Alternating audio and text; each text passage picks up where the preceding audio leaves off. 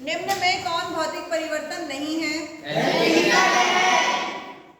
नीचे दी गई अभिक्रिया के संबंध में कौन सा कथन असत्य है? ये वाला थोड़ा सा डिफिकल्ट हो जाएगा, लिख के बताना पड़ेगा। थर्ड पूछती हूँ।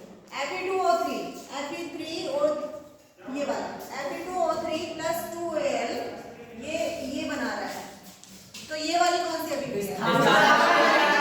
विस्थापन है। देखो आप यहाँ की चीज यहाँ आ रही है और यहाँ की यहाँ आ रही है ना, तो ये रिप्लेसमेंट हो रहा है।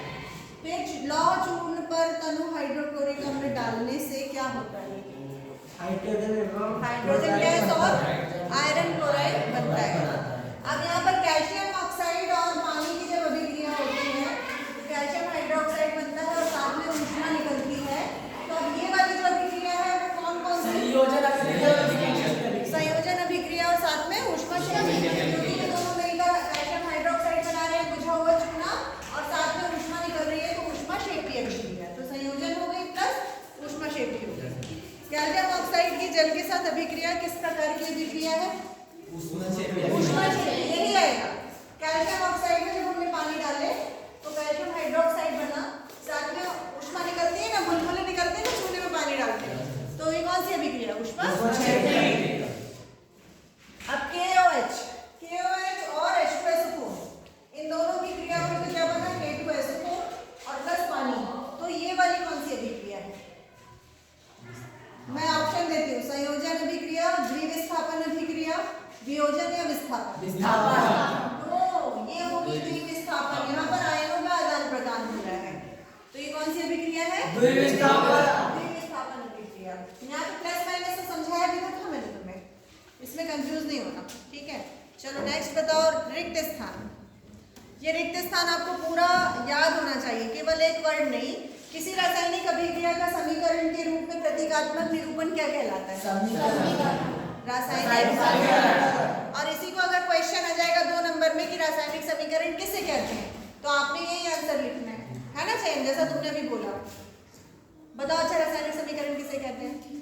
रासायनिक अभिक्रिया जिनमें अभिकारकों को रासायनिक अभिक्रिया जिनमें रासायनिक समीकरण किसे कहते हैं? रासायनिक समीकरण।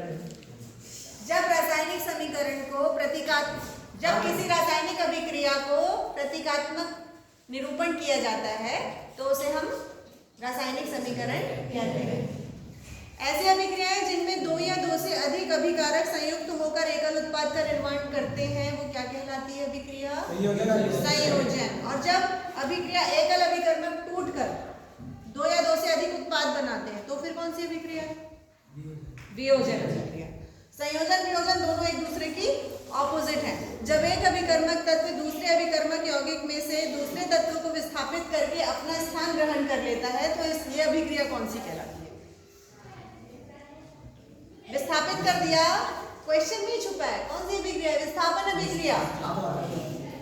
फिर वे अभिक्रिया जिनमें अभिकारकों के बीच आयनों का आदान प्रदान होता है।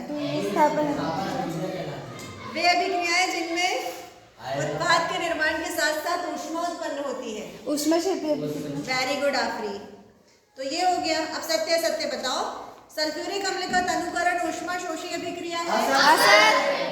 कैल्शियम कार्बोनेट में जब हम ऊष्मा देते हैं और calcium oxide plus carbon dioxide बनती है तो ये ऊष्मीय अपघटन है, क्योंकि ऊष्मा तो लिखा ही हुआ है तो ऊष्मीय अपघटन होगा।